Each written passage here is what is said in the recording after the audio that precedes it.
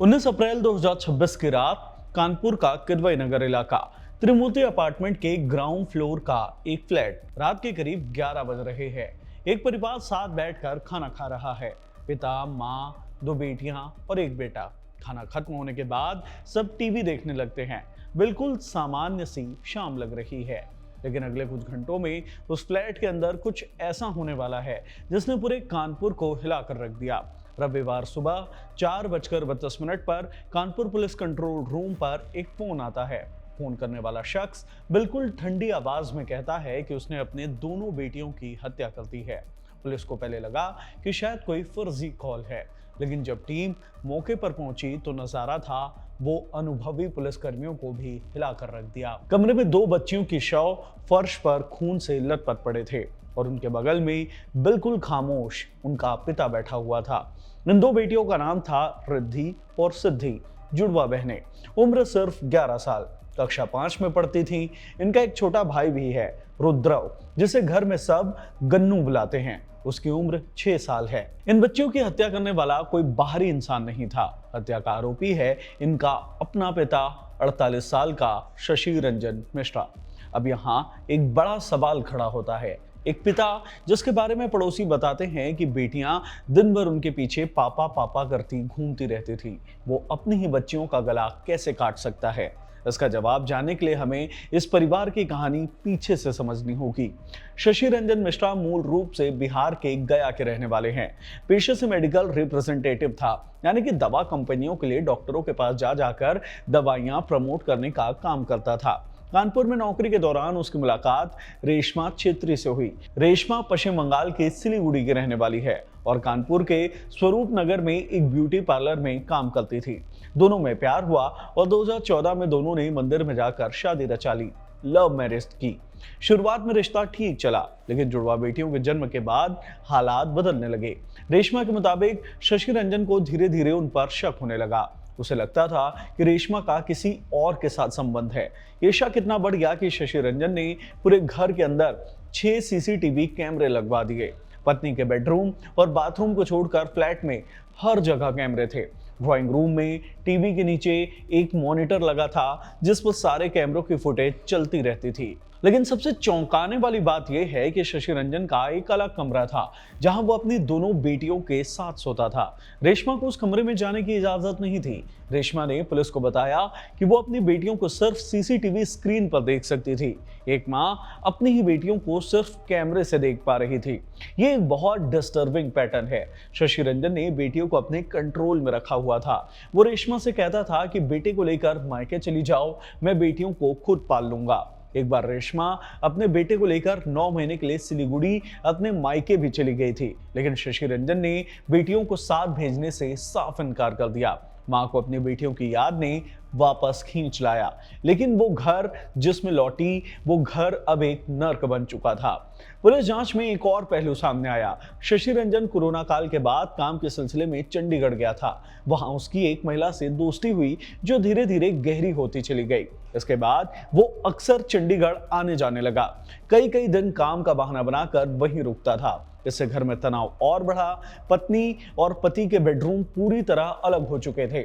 बच्चे भी अघोषित रूप से बंट चुके थे, बेटियां पिता के साथ और बेटा मां के साथ। इसी बीच शशि रंजन की आर्थिक हालात भी बिगड़ती गई। उसने मेडिकल रिप्रेजेंटेटिव की नौकरी छोड़कर अपना बिजनेस शुरू करने की कोशिश की, लेकिन कामयाबी नहीं मिली। रेशमा भी उस वक्त बिना नौकरी के ही थी।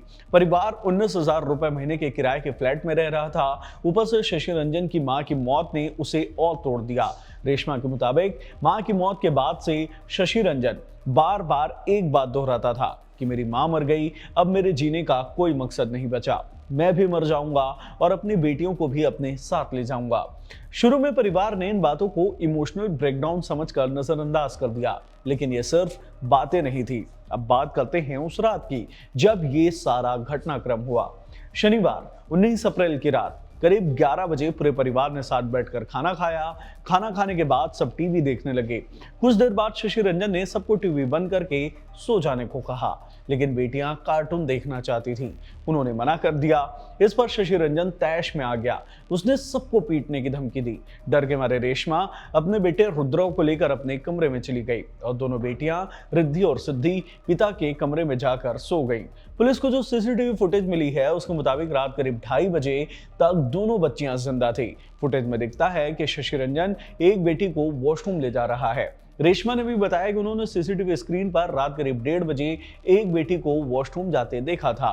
तब तक सब कुछ सामान्य लग रहा था, लेकिन इसके बाद रात 1:50 से लेकर 3:35 के बीच यानी करीब 105 मिनट के अंदर शशि रंजन ने एक एक करके दोनों बेटियों की हत्या कर दी। पुलिस की जांच में सामने आया है कि उसने पहले बच्चियों के खाने में नशीली दवा मिलाई थी। जब बच्चियां गहरी बेहोशी में चली गई तब उसने पहले सिद्धि का गला दबाया और फिर 105 मिनट बाद रिद्धि का। गला दबाने के बाद बचने की कोई गुंजाइश ना हो इसके लिए उसने गले पर चापड़ रखकर हथौड़े से वार किया।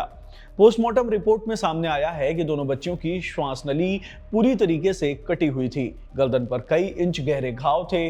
बिस्तर पर संघर्ष का कोई निशान नहीं मिला, जिससे पुष्टि होती है कि बच्चियां नशीली दवा के कारण बेहोश थीं और उन्हें संभलने का मौका नहीं मिला। और सबसे भयानक बात यह है कि ये कोई अचानक गुस्से में लिया गया फैसला नहीं था। पुलिस जांच में पता चला कि शशि रंजन ने वारदात से 5 दिन पहले काकदेव इलाके से 500 रुपए में एक धारदार चापड़ भी खरीदा था। यानी ये हत्या पूरी प्लानिंग से की गई थी। हत्या के बाद शशि रंजन अपनी बेटियों की लाश के पास बैठा रहा। करीब 1.5 घंटे बाद सुबह 4:32 पर उसने खुद यूपी 112 पर कॉल करके यूपी पुलिस को सूचना दी। अब पुलिस पहुंची तो उसने बिना किसी विरोध के खुद को सरेंडर कर दिया।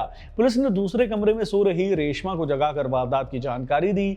रेशमा को उस वक्त अंदाजा भी नहीं था कि बगल के कमरे में उसकी दोनों बेटियां नहीं रहीं। डीसीपी साउथ कानपुर दीपेंद्र चौधरी ने बताया है कि रेशमा की तहरीर पर नौबस्ता थाने में शशि रंजन मिश्रा के खिलाफ एफआईआर दर्ज कर ली गई है। पुलिस की जांच में हत्या के पीछे आर्थिक तंगी, डिप्रेशन, पारिवारिक कलह और शक की सनक, ये सब पहलू सामने आए हैं।